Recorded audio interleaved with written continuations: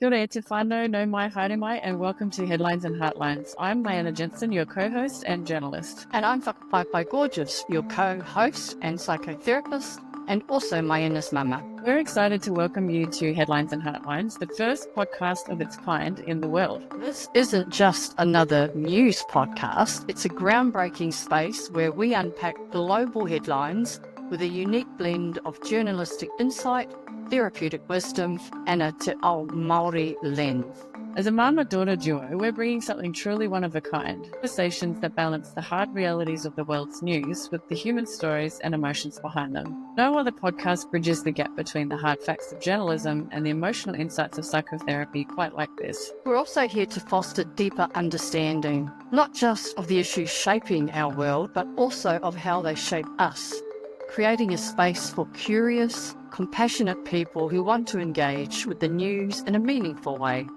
Whether it's global headlines or personal heartlines, we'll explore the stories that connect us all.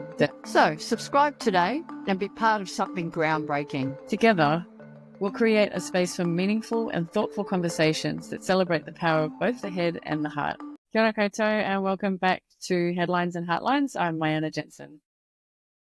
Kia ora koutou whānau, ko te Whakapaipai Gorgeous here. Let's go. This is our third attempt now, so hopefully it's going to work. Thank you, Riverside. Yeah, this is our first official episode, I guess, getting cracking into the news.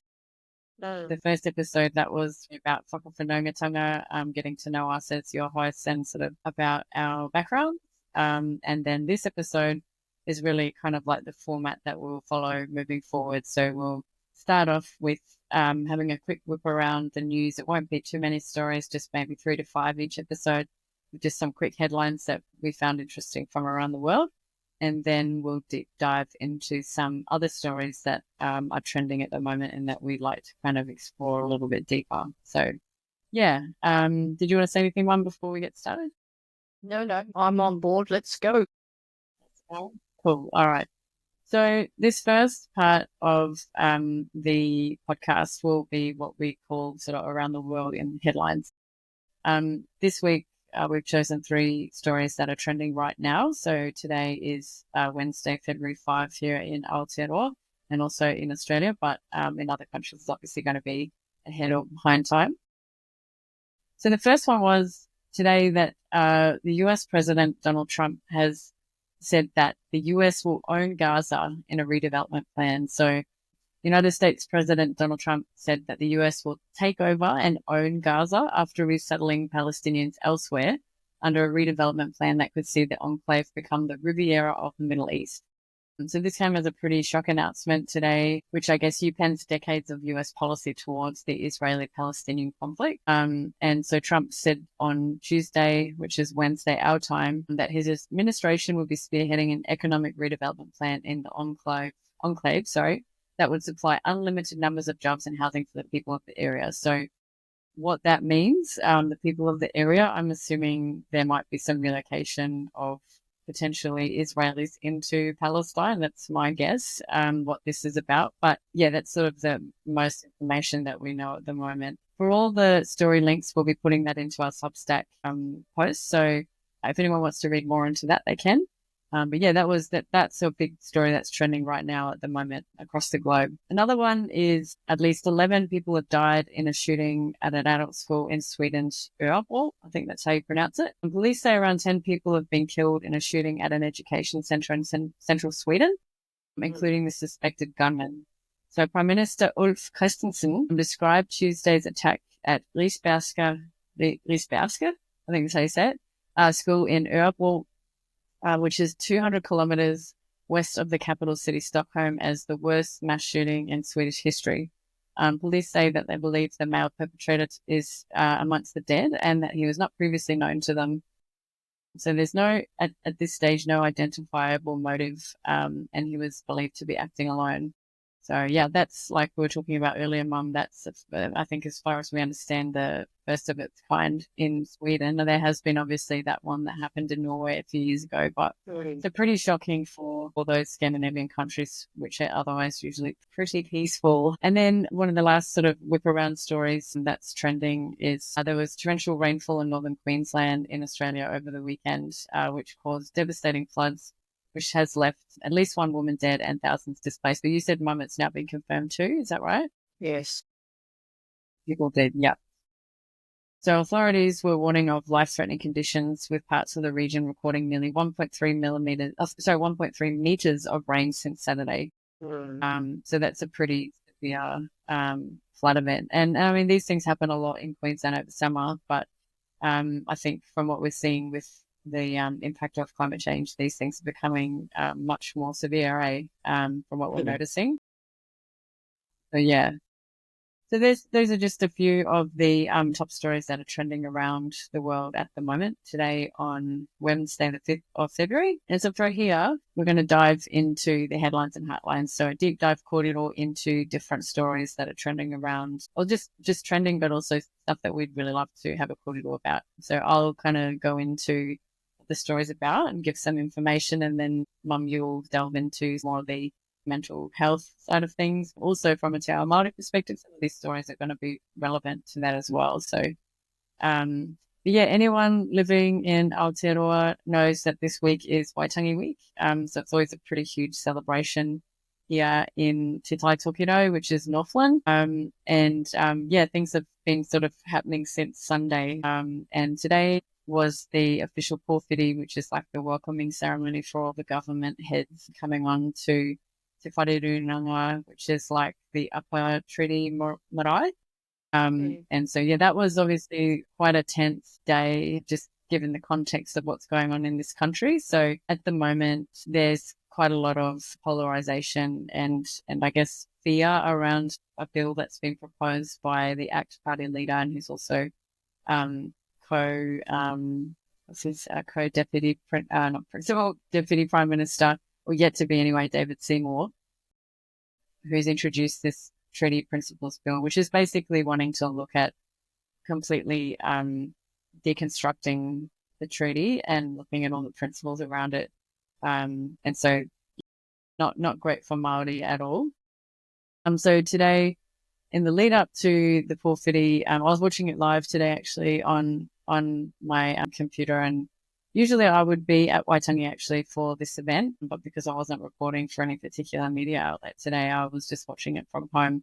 And in the past, when I've been there to report, it's always like an electric day, and it's actually find Waitangi week so beautiful. It's a really beautiful, I mean, to be as someone who's Māori, like it's such a beautiful, uplifting, mana enhancing space. It's you've got all these really cool kaupapa going on and kōrero, and it's beautiful. And it's always usually pretty beautiful weather too, given that we're kind of coming towards the end of summer. But yeah, but today was different. I definitely noticed today was a lot more tense, and the weather was really, really tense. When they were offering the I can't remember the name of the plants that they lie down, but yeah, when they were offering that to the manahiri, there was definitely, yeah, it was a lot longer than it normally would be, because they were obviously the rangatira that were doing the peace offering or doing the welcome, they were upset, and that could be felt by everybody, but they did eventually welcome everybody on. And and so David Seymour, who also has whakapapa to Ngatere here, which is one of the hapu up here, he was asked by his hapu to not come this year because of the mamae, the pain that everyone's been feeling around this bill and what it means for Māori. But he came anyway because he is determined to, have people hear his kōrero about it and to push it through. So yeah, there was quite a few different interesting things that played out today. So for one, when David Seymour did give his speech, it was disrupted by a lot of the people attending who all turned around when he gave his kōrero, because, and that's pretty massive, like at one of those events, particularly when it's, someone speaking on the whakapai, that's pretty huge. And well, it's the so most I think it respectful way to be disrespectful. That's right, yeah, and I think it goes to show like the level of upset that is, amongst Māori. So there was a protest too from a lot of our whanaunga in Whangaroa. They had sewn together a whole lot of paraikiti, which is like blankets, and had put them on and went out and turned their backs to them. And so, yeah, that was another really powerful kind of display of, Statement. protest, peaceful protest. Yeah, that's right. And then there was also Matua Aperehama Edwards, who's a leader of Matiwai, and he twice removed the microphone away from David Seymour while he was speaking. So again, really quite powerful statement that happened today. So, and obviously this kind of, I guess, protest behavior and action really, I think, from most people there and most Māori who are against this, they felt it was, I guess, the right thing to do. But you did have certain people come out like Matua Shane Jones, who is the deputy leader for New Zealand First, who actually criticised the event because he called it a circus. Felt that we should be able to back in the day, that should be a space where we should be able to listen to each other's kōrero, even if we don't agree with it. He felt it was inappropriate to treat the manuhiri like that. So yeah, different kind of views, but then you've got other who, backed it. I guess in terms of, and I'll jump out of talking about this soon so you can have your say, Mama, but in terms of, reporting on these kinds of events, it's so important, I think, for journalists to really understand the context of, what's going on, the politics that's going on, and to also ensure that whoever you're, reporting on, you're getting obviously all their names correct and you're getting the historical significance of what's going on accurate as well, because it is such a significant and important, event that if you get it wrong, you can do some real damage. So it's so important to do that right and to also, I guess, hear everybody's voices and avoid, harmful narratives around Māori as well. I think that's why a lot of Māori have been quite upset about some of the reporting that's happened from Waitangi in the past, particularly from Pākehā media, where, they've sensationalized some of the things that have gone on there and framed, Māori activism as inherently confrontational and divisive, which can, perpetuate stereotypes and marginalize Indigenous voices further. And then, just also using correct terminology like tino rangatiratanga and te tiriti. They should be, obviously used in appropriate ways and explained in the broader context for audience who may not be familiar with those kinds of things. Yeah, and I guess from a journalistic perspective, that's just some things that I thought I would throw in there. But yeah, it was as someone who is Māori and I was really moved by it all. I always am by those events because they're so powerful and, you're watching history in the making. So it's pretty special to be able to witness that and something that's so beautiful, I think, to our culture as well and, what Aotearoa has to offer. So yeah, that's my take on it. So I guess if because I too can feel all of that mana, even across the ocean over in this part of the world.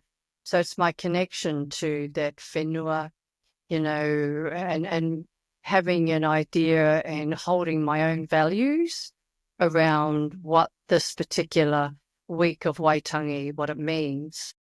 And so I guess what I'm picking up from that sort of psychological perspective is it appears to me from the Māori perspective that there is no clear clarification, or perhaps there is, I'm not 100% sure, to be honest. There won't be fear if there is a very clear foundation of what the treaty is and where it proceeds from. And I think what I keep getting snippets from various Māori people is that they don't trust the government or they don't trust certain bodies affiliated with Waitangi. So we really need to understand, where did that mistrust come from? Is there also a sense of having an ignorance perspective because of the fear element? So it's really, I would imagine this is very confusing to many people that are listening or watching, because a lot of people in Australia, for example, First Nations people, are very in awe that there is a treaty in little New Zealand, Aotearoa, and they would really like one here. However, when I sort of talk to them about when you look into it more, it's not that clear to understand, because now there's all sorts of things going on. It's very, very political.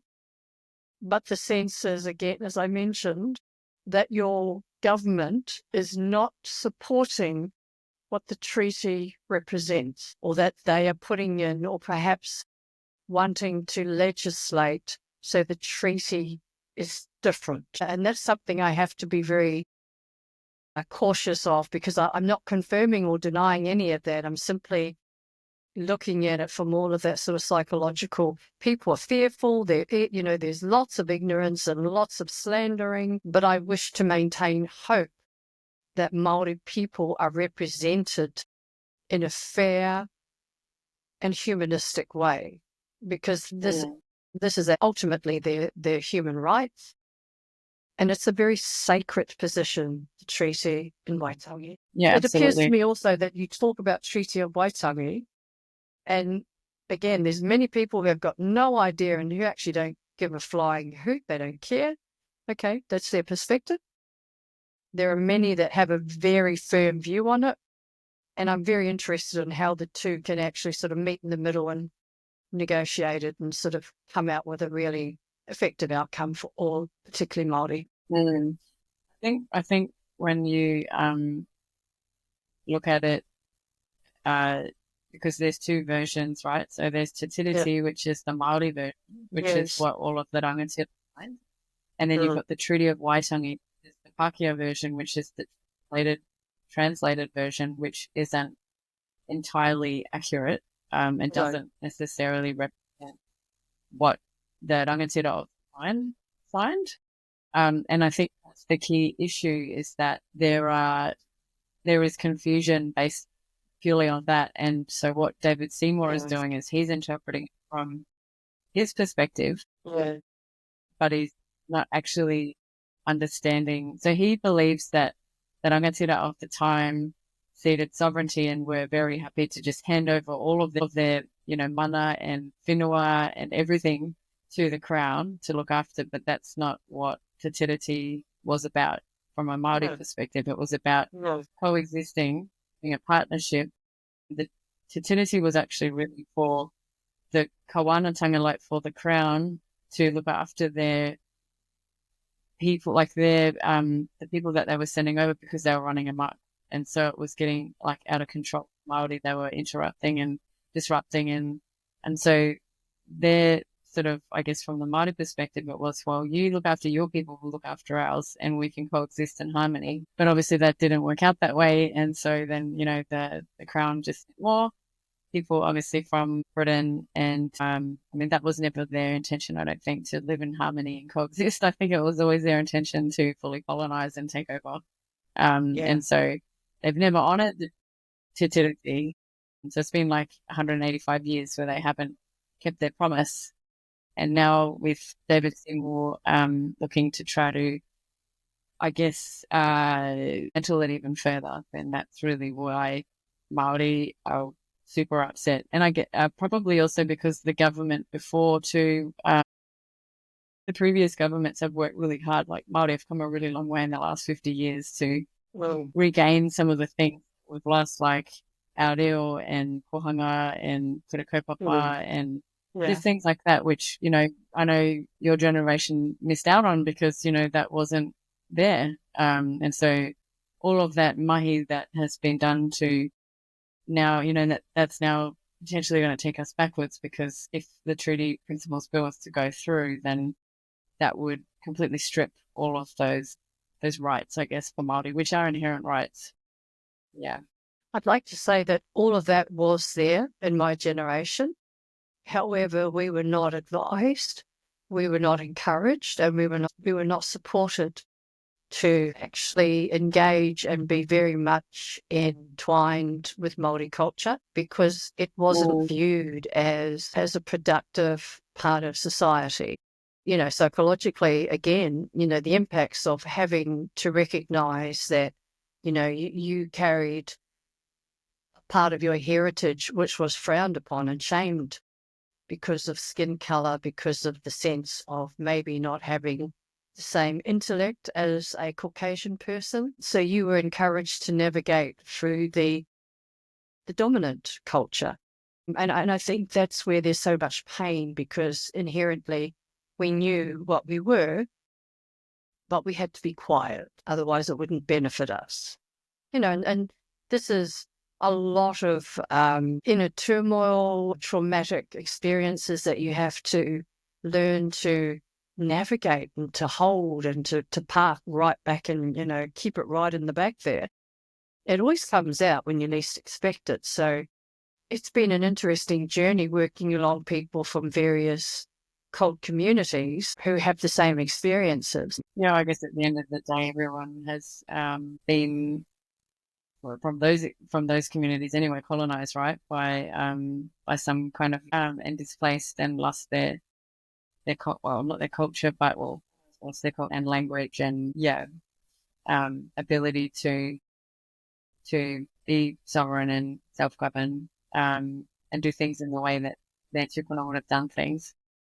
I found it interesting. So there was recently a Horizon Research Human Rights and Fertility survey that was conducted last December, and that survey data has just been released, and it showed that nearly 90% of New Zealanders saw fertility or Waitangi as crucial for belonging. So that's pretty massive, especially when you see some of the things that are being talked about in the political realm, where they're saying that that's not the case. So that's pretty cool. 90% of New Zealanders think it's important. Pretty and support big, for honouring. Sorry, I'm just going to suggest that so 90% of New Zealanders. I don't understand that figure. So I think say you've got 5 million people. What was the population that they actually surveyed? I understand that maybe 90% came back as agreeing, but we don't know actually the population of that cohort that they surveyed. And the only reason why I'm picking it up, Mayana, is because, recently I've just had 4 days in New Zealand, and I did not experience that Māori were understood, respected, not at all. And that was just in a 4-day period. I'm just curious, and that's why I sort of brought it up. I wonder how big that cohort was that they did survey. From what I can remember, it was about 1,400 people. So obviously it wasn't the whole 5 million. Yeah. 1,400. Yeah, it's still a large, piece of work, but I don't know how you collate to get a bigger, because it's a lot of work, isn't it, to get out there and do that, to collect that sort of information. Well, the next part of it said that support for honouring Te Tiriti to foster harmonious race relations rose to 72%, up from 66% in 2023. And 4 out of 5 respondents wanted respectful discussion on Te Tiriti and race relations, and 71% advocated for its protection in law. So I guess 90%, I think, is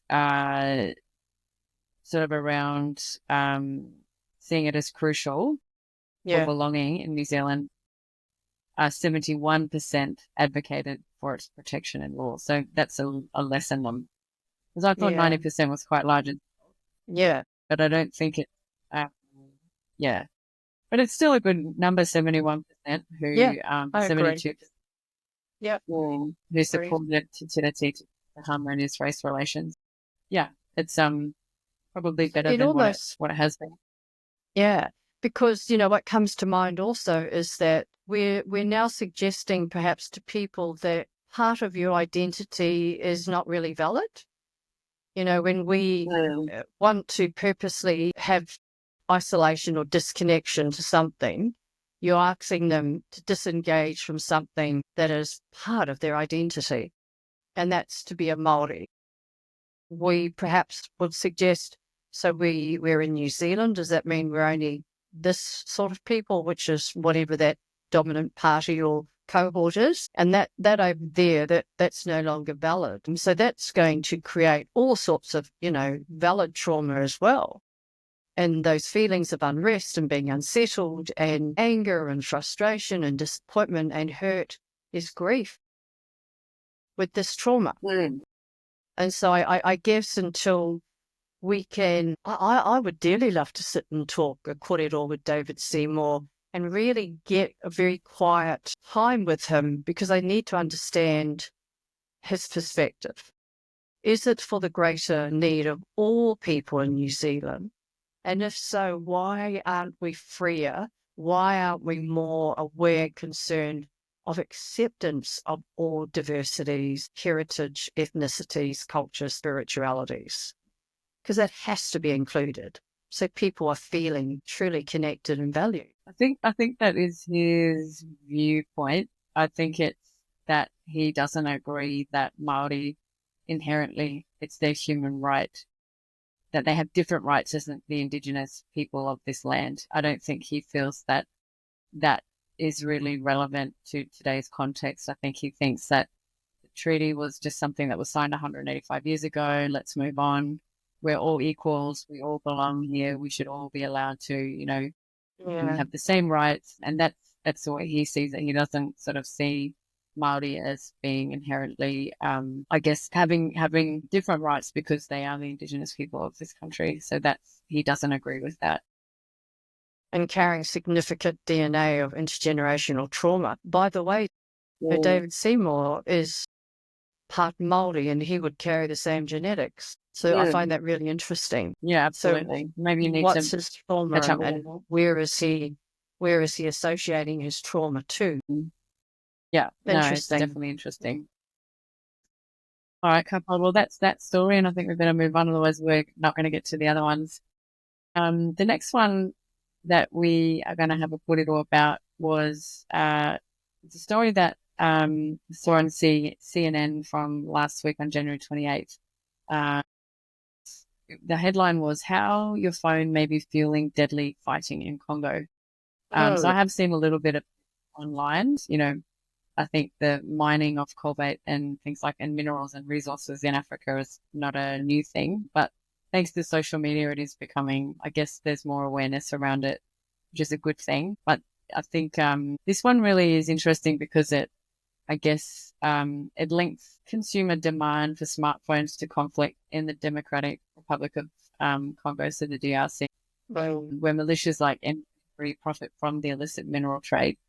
So minerals such as coltan, essential for electronic devices, are mined in conflict zones, which exacerbate the violence and human rights abuses. So, yeah, I think this one definitely raises some really interesting issues around, consumer behavior to global supply chains, but also around raising awareness about what ethical consumerism looks like in 2025. Because we all I've got a phone. You're using your phone at the moment. I've got a phone. Yep.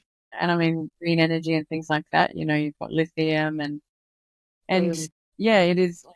I think it's easy for people living not in those countries to just turn a blind eye to it because we're the ones benefiting from it. But when you see the conditions that the people are working in over there and working, slaving, and dying because of, our need for these things. Yeah, I definitely think there needs to be a lot more awareness. So this article kind of goes into that in more depth. And I know myself personally, like if there was somewhere or an opportunity for this material to be sourced elsewhere where it wasn't making other people's lives worse, that would definitely be, my option or my preference. Sorry. So yeah, I think in this particular story, anyway, I think it really highlights the importance of investigative journalism and for us to be like looking beyond our own borders and looking at our behaviors and looking at, well, okay, I am using this and I'm consuming this, but where does it come from? And actually, who does it impact? It's probably like, things like, buying products from certain companies overseas which are cheap.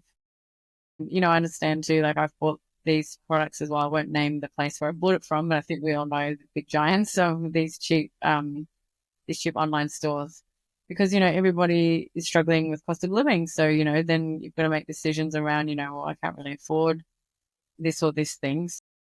I need this thing, but I'm going to find a cheaper alternative. But, it just sort of exacerbates that kind of, labor, sometimes slave labor, just weighing it all up. And I guess in terms of mental health, what are your thoughts around that in terms of this particular? It really is a very, very much a moral dilemma. What I take away from this is that, so is this from a corporate perspective, who's functioning or running these organizations? So from my perspective, they're not actually engaging in good moral work ethics because we're hearing that people are suffering.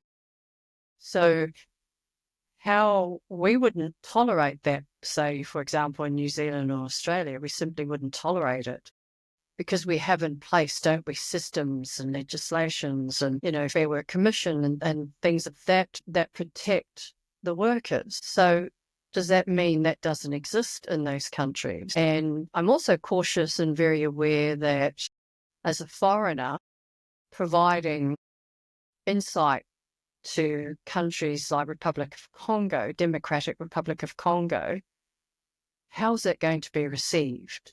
Because we don't really want to be judgmental, but rather, how can we support you to further improve productivity and actually have the benefits of this for your people as well, for your workers? It kind of makes sense, doesn't it, that if you run a really good business, the person at the top benefits, but there must be that collaboration where the workers also are getting the benefits of the production of whatever they're working with to produce to sell. Economically, it seems to me that the workers are not getting anything. There's no benefits for them. So that's going to create all sorts of survival techniques, whether that means turning to violence, whether that means doing extraordinary things to survive. Comes back to that dear term, that dear word, trauma. And the impacts of what that can be doing, we're seeing it now. So how do we, on the outside looking through, go, what can we do to support you, rather than if we do this, this and this? I'm very conscious of not trying to come across as being, we know better than you. Because there appears to me to be historically a lot of injustice in certain countries around the world that do not value their people, because that's what we're seeing, or that's what we're hearing. And is that true? Are we getting the right news? Are we hearing the right things? I'm not sure. But the story that's broken out of there is cause for concern. So we should be uniting with our brothers and sisters from this country, whether they're here in Australia or New Zealand, and just check in and go, is there anything I could do for you?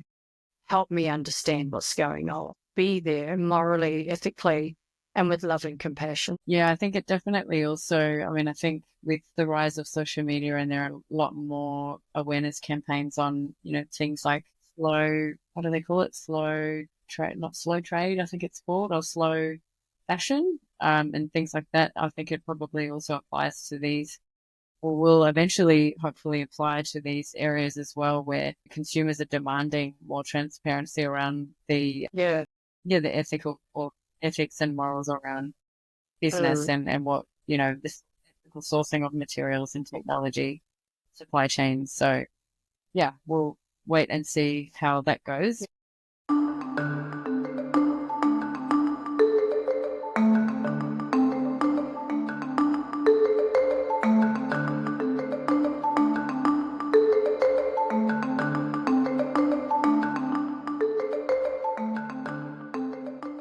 We might switch it over now to the next story. So this story came from ABC News Australia on the 28th of January.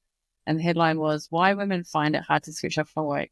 And I saw this and I was like, I feel I resonate with this. So recently a Deloitte survey found that only 37% of women feel able to disconnect from work, with 50% reporting increased stress levels. So the survey highlighted the struggle to balance professional and personal responsibilities, which was contributing to burnout among women. And I guess from my perspective, we're both wahine and we're both mama to multiple children. But I think probably some of the changes that have happened in my generation as opposed to yours was the introduction of technology, and we now have, smartphones and instant notifications coming at us, whereas when you were raising us, when you got home, you were home or you weren't at work. So obviously they call you if they needed to, but I don't know, did that happen often? And I'm not sure you would get a call from work while you're at home. Not really. It had to be quite an emergency, and it was a last resort as such. So yeah, you seldom got the call, but every now and then they did happen. Yeah, so you could probably fully switch off, whereas now, especially if you do work in a space like the media or anyone who heavily is in an office environment where you're on emails and things like that all the time. That's really hard to switch off. And especially for those of us who do work from home often, then you've got, spaces in your fuddy in your house where you've got to try to connect yourself to those spaces. But then it ends up like, oftentimes I'll end up sitting on the couch working because it's too hot upstairs, or it's, too sunny in my face. So I'll move around and be at the kitchen table or whatever. And so that's not ideal for many reasons. And the blurring of professional and personal is tricky.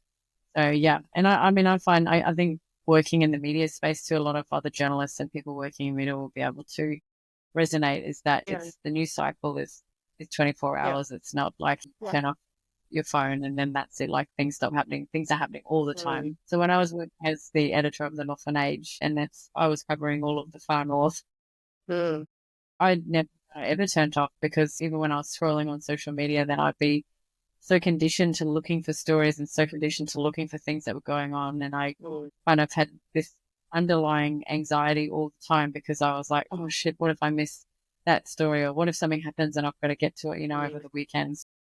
Yeah, I really resonate with why this is happening. And then they talk about the mental load for women as well. Not only are we working now where we never used to, we're also carrying a lot of the burden of the household stuff and just remembering things all the time, what we have to do and bills to pay and, money to whatever. So yeah, what are you seeing in your money? Are you seeing this as well coming through with some of your clients in terms of like burnout and there are different areas, different cohorts, for example. I think the biggest burnout rates will probably be with the Department of Child Safety. So if you're working in that arena, it's so heavily legislated that it's really challenging for workers to actually feel like they're making, positive movement. That would be probably the key area of concern, is that particular. There are other hotspots, like, of course, working in the prisons or the youth detention centre. So anything that's really heavily legislated, and I'm not against it being legislated. I guess what I find is, because I do work with lots of people from those areas who are referred to us, so we could them, support them and work alongside them, because the burnout rate is alarming. And some of the key things that we talk about is what have been the key triggers, identifying your triggers, and what strategies are in place for you to use. Because it seems to me the reason why you're now in our environment seeking to gain reconnection, by the way, you're not a problem, but you have got severe disconnection in different areas. Whatever you have used in the past is simply not working, and you might just really need to top up some skill sets to understand how to navigate through the signs of wear and tear, burning out, stress overload, the development of anxiety, and then its closest friend, depression, even suicidal ideology. So these are things which come knocking when you do start losing that sense of being balanced. One of the other key platforms that we talk about is the art of learning boundaries, setting in place what those boundaries are.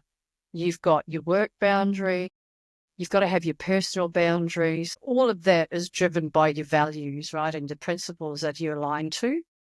And there's going to be a lot of conflict in those areas, because you might have that very individualistic approach that, if I'm in child safety, for example, my parents would never have done that to me. And we hear that, we understand that. But you're working in an environment where your parents have got nothing to do with the child that you're working with. So you kind of have to leave your values over here and just really concentrate on the fact that this child now needs to be supported to get through some really important milestones of their life. If, for example, they're in long-term care, having an awareness that there is no job that is worth it. If you're going to be in a position where you feel that you're not valued, that you're not respected even, because often there's unintentional disrespect, just suck it up and keep going. What do you think the job entails? Get on with it. Come on. So taking all of that on board, this can only be detrimental in the end when things start to pile up. Because there's only so much the beautiful organ can the brain can hold, and then something has to be released, something has to be let go of. So, one's mental health is driven by many different factors that are not working, many disconnections, I like to put it down to. I think for young women of your age, for example, it's a lot more aggressive out there. And sometimes the need and the desire to be able to navigate it all it's really overwhelming, and sometimes falling on your bottom, so to speak, to just sort of sit there and go, holy shit, this is not what I want.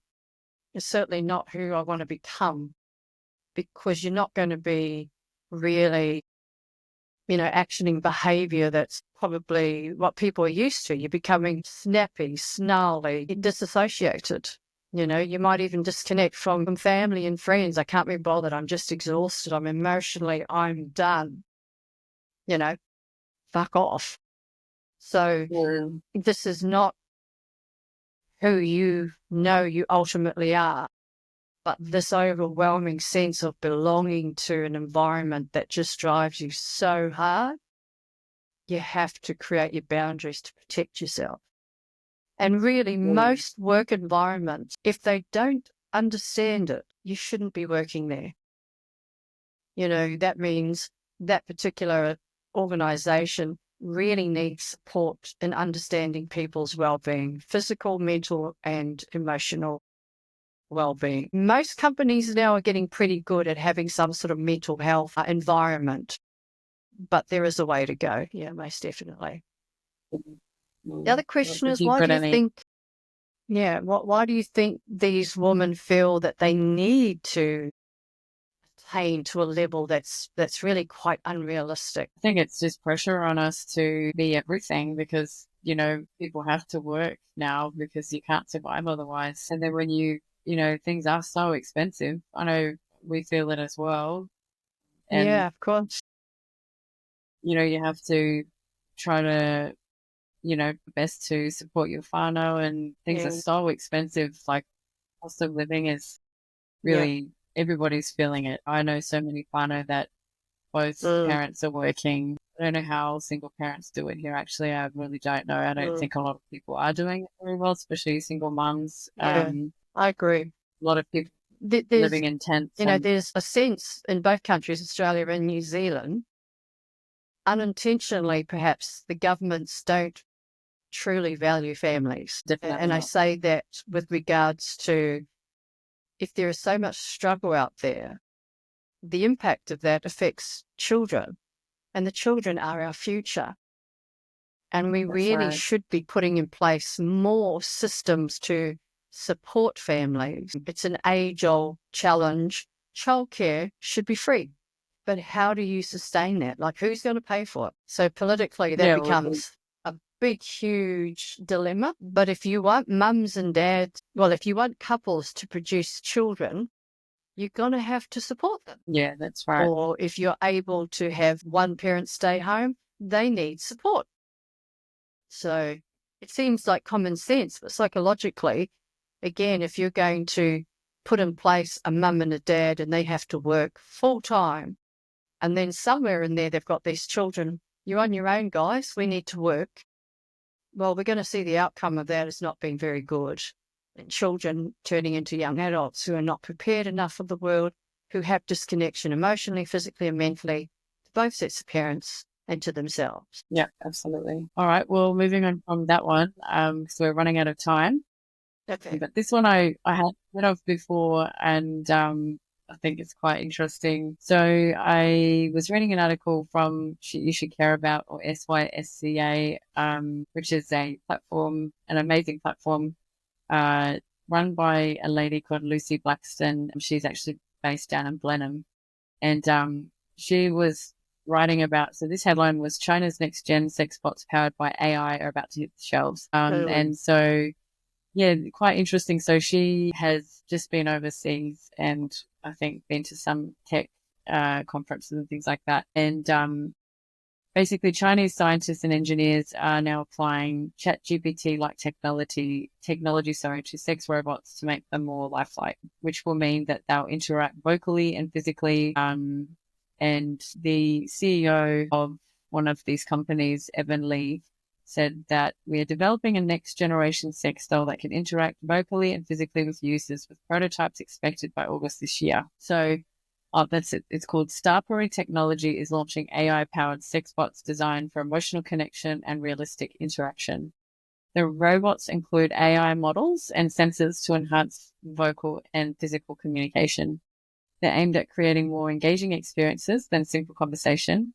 And despite advances, achieving complex human-like responses still remains challenging. So there's no specific statistics provided in this article around, I guess, how much they'll cost or anything like that, or how long it takes to make or whatever. But yeah, I guess it really highlights just where we're going as a society, the technological advancements that we're seeing in AI. And, I guess where humanity is headed. So there's obviously going to be some, interesting things coming from this, I think, in terms of where we go, in terms of connection with others, like actual humans, and then connections with robots. And I think this is something we see more and more of. I've seen plenty of articles floating around and commentary on social media and stuff, even of women talking about they looking forward to robots being developed, male or whatever, male or female. A lot of women talking about how they just want to have a robot because they don't want to have to deal with all the bullshit of a relationship. So yeah, I don't think it's just people looking for sex bots, but this that sort of companionship really, and yeah, really interesting. And I guess some of the journalistic ethics around reporting stuff like this, obviously when I saw it, I had a bit of a giggle. And I think it's probably for a lot of people initiate like immediate reactions like, oh God, a sex bot, and how weird or whatever. Yeah, I guess it's, each to their own. And I guess I would argue there's many people that would be very, very comfortable. Yeah, well, maybe they would be. Yeah. Yeah. I mean, I think it's a bit of a shock factor because it's something new too, right? Like it's not something that was before.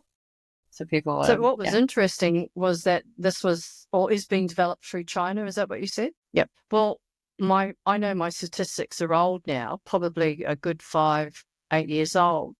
But what I understand is that China is in a shortage of females.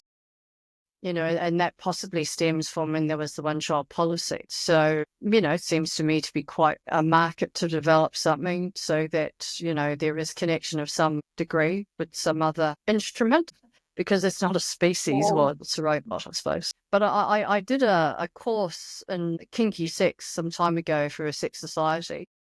And really got a very broad overview of the different, types of sex and activities and things of that nature. So what's really interesting also is that sex can sometimes be the process of the hunt. Evolution is such as that one particular gender would be on the hunt to reproduce. And when I hear about the story, say, for example, of our sex aid robots, I'm wondering if that's programmed that are they the hunter or are they being hunted?